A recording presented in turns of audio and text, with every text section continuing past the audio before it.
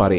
পবিত্র কোরআনে মহান আল্লাহ কেন মশার কথা উল্লেখ করেছেন, এই প্রশ্নের উত্তর জানলে আপনি অবাক হয়ে যাবেন।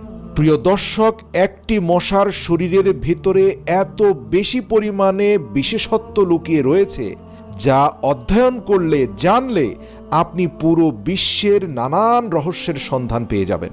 আপনি জেনে অবাক হবেন, স্থলজ প্রাণী হাতির চেয়েও মশার শরীরে বেশি অঙ্গ প্রত্যঙ্গ রয়েছে।